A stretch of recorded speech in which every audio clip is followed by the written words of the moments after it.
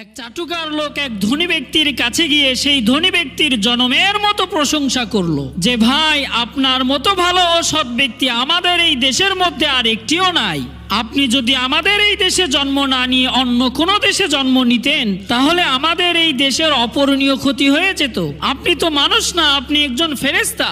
এই রকমের কিছু চাটাম ছাড়লো।